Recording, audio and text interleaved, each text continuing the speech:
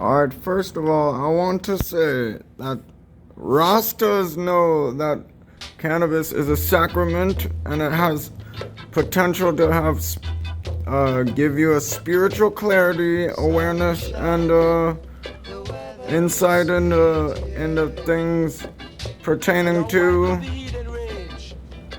sanctity and grace and conscience and even what some may say is a Holy Spirit.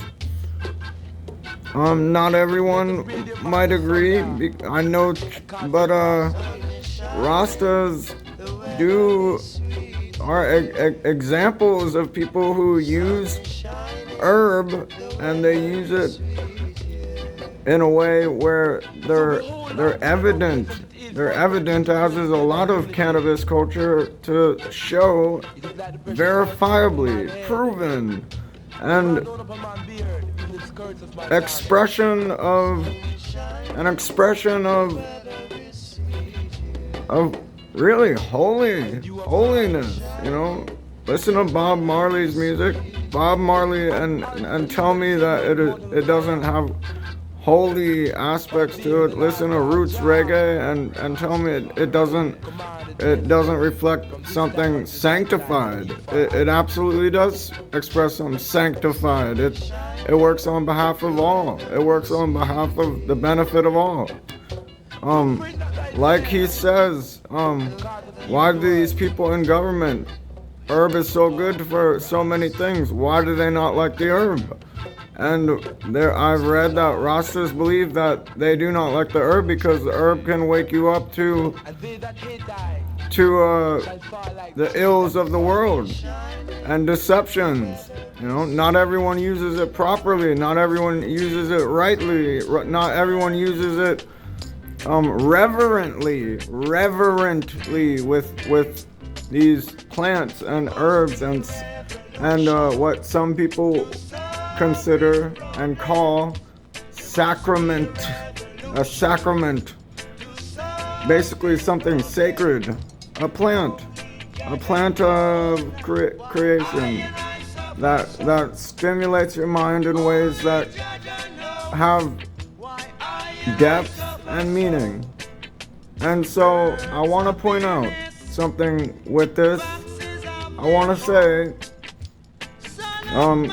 considering Delta 8 variety of THC is federally legal and at the moment, and may it be so continuously, because with rightful liberty, there is no reason to ever outlaw any of these products.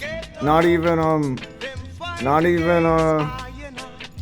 with rightful liberty, we have freedom of choice over our bodies as long as we do not harm anyone else with these products. And some of them are very safe, like cannabis, you know. But what I wanted to point out is I was reading I was reading upon the instructions and clarifications on this packet of cannabis gummies, Delta 8, and even with a logo like that, you know, which some might say, oh, that's vile or disresolute or something, you know. Even with something like that, they do specify on the back this consult with a doctor before consumption. Wise words. Not recommended if pregnant or breastfeeding. Very considerate. First-time users take only 1/4 of the gummy every 4 hours. Very considerate. You know, do not take if you have health, heart, or breathing issues. Absolutely considerate. And do not operate machineries. Very, very aware. Very, very important for people's safety. They're advocating for people's safety. Do not mix with other medications or alcoholic drinks. They're concerned. It's safety. they're implying that they want to be safe about this. And do not take more than one gummy in a 24-hour period, even if you do not feel anything. They are absolutely out for people's benefit, freedom of choice, and safety, and the freedom to use something other than alcohol. We don't prefer alcohol. I don't prefer alcohol.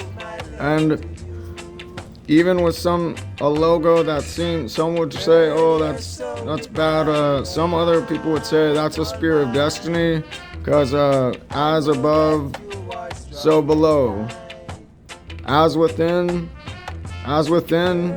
so without. Some say that is a spear of destiny, and you'll see people at rock concerts throw this sign up.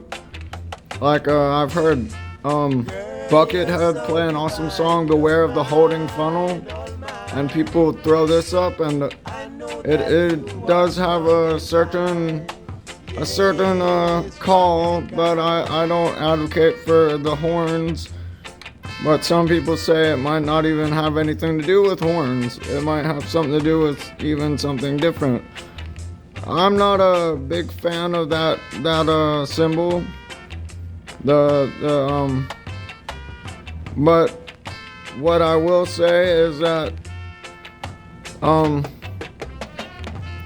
even people like that, Cannabis and all this stuff, they're still looking out for everyone's safety, freedom to choose in America, the rightful liberty, unobstructed action within certain limits. Those limits are drawn around us by the rightful liberty of others. So I say, America needs to have the whole issue of consumption of substances clarified. There needs to be clarification in those in that aspect, and Ron Paul would have solved all these issues because he would have ended prohibition a long time ago. And prohibition was always a colossal failure, and many of these things that they outlaw are medicines. And that's all I have to say. And spiritual medicines, if you look into things like ayahuasca, psilocybin, they have long iboga and so forth. These all have long histories of spiritual medicinal healing properties used around the world by many people, many cultures. So these are all these substances have an important value to them, and you can critique and try to vilify all you want, but what is actually out here is people concerned for freedom and medicine, therapeutic recreation, and substances better than alcohol, And if you look into the Rastas, the Rastafari, then it is obvious this has something to do with the holy. So, that's how it is.